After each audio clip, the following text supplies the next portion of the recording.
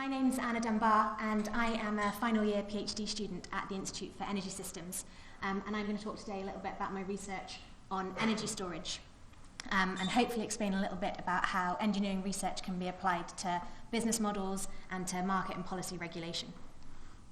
So electricity storage in its most recognisable form is a battery. Hopefully everyone knows what that is, knows how it works roughly. Maybe not the science, but put energy in, you get energy out. Sometime later. We have them in portable electronics, everyone has mobile phones, electric vehicles have energy storage, and we also have energy storage connected to the grid, and that's what I'm going to talk about today. Even once we narrow electricity storage down to grid applications, it still means different things to different people, and there's a huge number of different technologies being developed. And this is just a small selection of what's out there to give you an idea of the range. In the middle here we've got a lithium-ion battery at grid scale. So this is the same as what you'd have in your mobile phone, but this is a demonstration project that's been connected to the grid down in the south of England. To the top left there, we've got left. We've got a pumped hydroelectric plant. So this is a lot of water pumped up a hill, stored in a reservoir. When we need the electricity, we release the water. It runs down the hill, turns a turbine, and generates electricity. The top right, we have a product being developed by a company called Highview Power Storage, again down in England. This is a liquid air energy storage facility. What they do is they use electricity to liquefy air, store it in these storage tanks here, and then when they need it, they heat it up, expand it, use it to turn a turbine and generate electricity. Down the bottom right, we've got a flywheel, essentially storing electricity in a big lump of mass. In the bottom left, what looks like a big whoopee cushion, and that's basically what it is. It's for storing compressed air energy storage, and this is a technology which is meant to be used subsea. It's being developed by the University of Nottingham. So loads of different technologies, but when we model electricity storage in an energy system, we essentially look at it as a black box.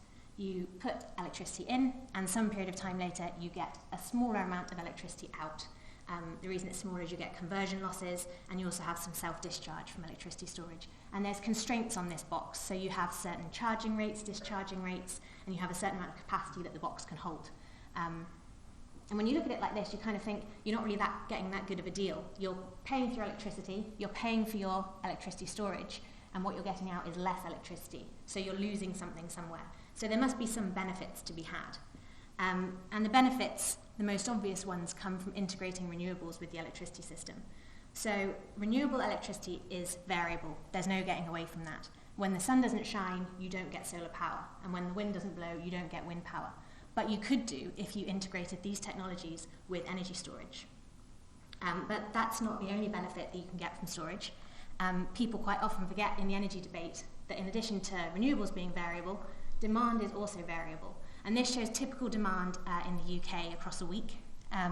It varies from around about 30 gigawatts overnight up to a peak of about 55, 60 gigawatts. So your demand is doubling roughly every day. And it ramps up in the morning, and then you get your peak early evening when everyone comes home from work, switches the kettles on, and then it reduces significantly overnight. You get slightly lower peaks at the weekend than you do during the week. So thermal generators, unlike renewables, can be ramped up or ramped down or switched on or off to match this demand, but they run much more efficiently if you run them at constant output.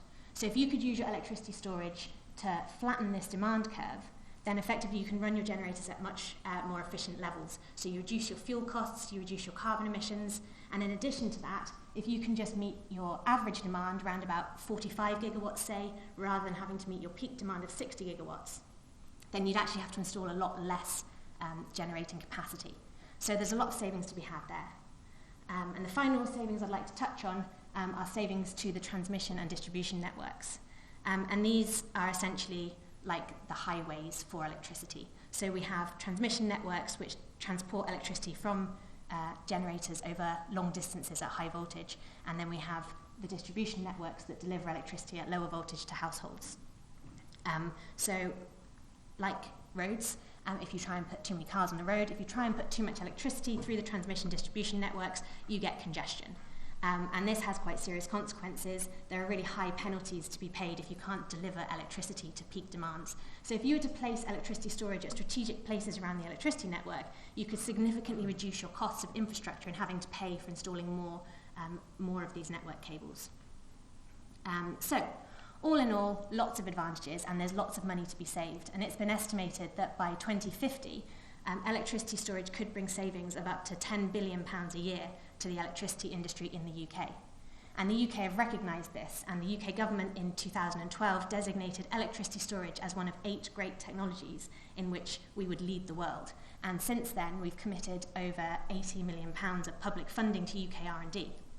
So everyone loves energy storage, and it's getting a lot of press coverage at the moment. But despite this, we're not really seeing the scales of deployment that we would expect to see with this level of support. And the reason for this is largely due to regulatory issues.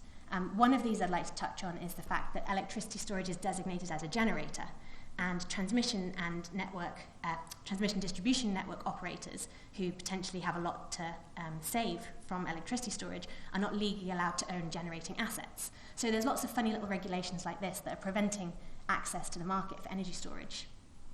But I'd like to talk today about areas in which there is access to the market and some of the problems with these. So firstly, the domestic market. Hopefully most of you will have heard of Tesla, electric car company. Elon Musk is the chairman of Tesla, and he is also the chairman of Solar City, a solar power company. And he has this vision of the world where everyone has solar power on the roof, they all have electric cars, and they have batteries, which allow you to use the solar power generated during the day to charge your batteries, which are parked in your garages overnight. And so Tesla have recently released the Powerwall, which is a domestic battery storage product. It's this white box here. And they're not the first company to produce a domestic battery storage product. I don't think it's the cheapest on the market, but it's making the most noise and it's getting the most media coverage. And that's not necessarily a bad thing for storage. So I'd like to take a little look at what the case for installing a Tesla battery might be in Edinburgh. So in the UK, domestic electricity consumers are not exposed to variations in electricity prices, so you get a fixed rate from your electricity supplier. So the only reason that you would want to install battery storage would be if you had solar panels. So if you were to install some solar panels on your roof, you might install 4 kilowatts. That's the maximum you can install connected to a domestic single-phase electricity supply without needing extra licenses and paying extra fees. So that's kind of standard if you've got space for it.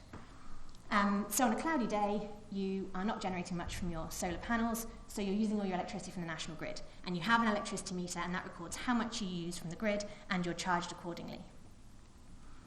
The sun starts to shine, and you start to generate a little bit of electricity. And what happens is you have a second meter, which is connected to your solar panels, and that records everything that you generate from your solar panels, and you're paid a feed-in tariff payment for every unit of electricity that you generate.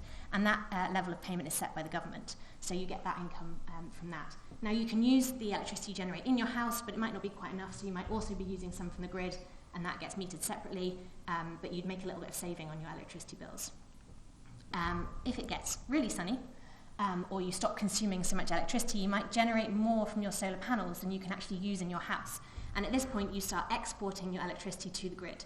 But the problem here is that standard domestic electricity meters are not set up to run backwards.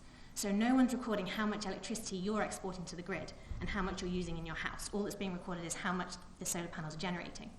So to get around this, electricity suppliers assume that you will export 50% of everything that you generate, regardless of what you use. So you get paid your feed-in tariff payment for everything that you generate, you get paid your export tariff for 50% of everything that you generate, and then you also save in your electricity bills, depending on how much electricity you can consume and reduce your what you're using from the grid. So typically in Edinburgh, it's estimated that you might generate 3,200 units over a year, and you might use 25% of that, because generally you're out during the day, and that's when solar power is being generated. So that would lead you to savings of approximately £120 a year from your electricity bills. You'd also make a few £100s from your feed-in tariffs and from your export tariff rates, but those amounts vary depending on when you installed your panels. So I'd like to look specifically at what you're saving on your electricity bills. And that is where storage comes into play. So by installing a battery, you can actually make better use of your solar generation. So you can reduce the amount that you're using from the grid. And it's been estimated that you could increase the amount that you're using from your solar panels up to about 75%. You'd never be able to use 100% because there are conversion losses associated with your battery, and also there's a limit in how much you can store in your battery. But if you can increase it to about 75%, you'd be looking at saving about £240 on top of what you make from your solar panels off your electricity bills. And that sounds okay. An extra £240 a year of savings is not bad. But when you look at the cost of the Tesla battery, they've been very open about what their battery costs. They've said it costs $3,000 or more or less £2,000. But that doesn't include your installation costs, it doesn't include your ancillary equipment, if you need inverters and things like that. So realistically, you're looking at a payback time of over 10 years. And the Tesla battery only has a warranty for 10 years. So from an economic perspective, it's just not sensible to install a battery in Scotland. There are other reasons you might want to install one. You might want to be self-sufficient. You might think they're really cool, want to be a trendsetter. But from an economic perspective, it's not going to lead to widespread deployment. There's other countries where you might want to install them. So Australia has much higher electricity prices than we have here in the UK. They also have a lot more sun than us. And that's one of Tesla's target markets to start off with. So there's other places this might work. But one of the reasons it doesn't work is because consumers are not exposed to wholesale electricity prices. And wholesale electricity prices fluctuate. And that presents an alternative opportunity for electricity storage.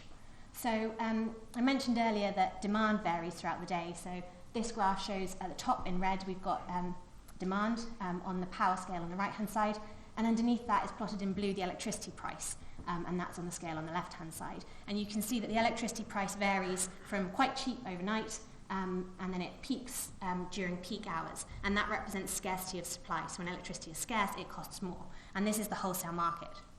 So if you had access to the wholesale market, you might find that there were opportunities for electricity storage. You could purchase electricity overnight when it was cheap and charge up your electricity storage. You could then discharge during the day when electricity is expensive and sell your electricity, and the difference in price would make you a profit. We call this arbitrage energy trading.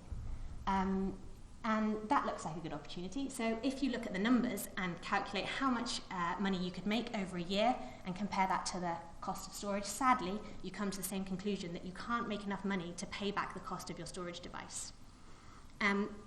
So we know that the electricity market is largely based on coal, gas, nuclear, a little bit of nuclear generation in the UK, and we know that that's going to change in the future. We're looking at potentially over the next decades significantly increasing amounts of wind power connected to the grid. So this raises some interesting research questions. We know that wind power is variable, so if wind power is variable and we have more wind power, does that mean prices will become more variable? And does that mean that there'll be more opportunity for arbitrage in the future? So just to give you an idea of the scale, this green line on the bottom here shows the wind power output at the same period. I think this was a week in 2006 possibly, when there was very little wind power installed. This is plotted on the same scale as the demand, so you can see just how little impact it had in this period. So, to look at what might happen, we've modelled wind power output if you had 40 gigawatts of installed capacity. This is a lot of wind power. We mentioned earlier that peak demand in the UK is up to about 60 gigawatts, so installing 40 gigawatts of wind is a lot. It's not going to happen for a number of decades.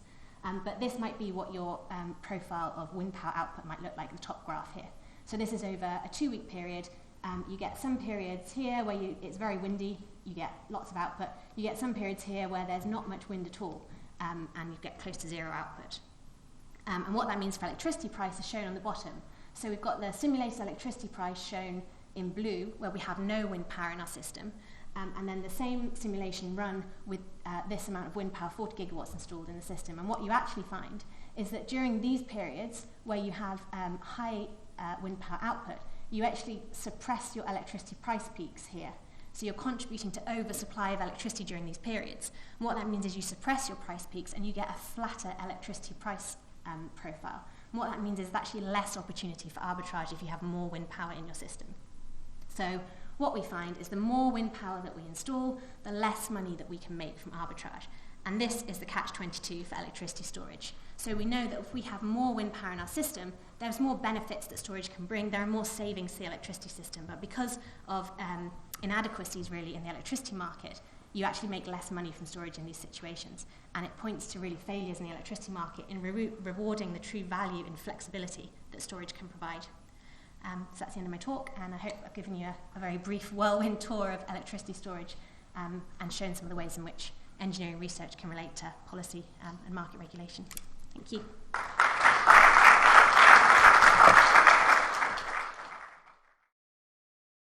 This production is brought to you by the University of Edinburgh.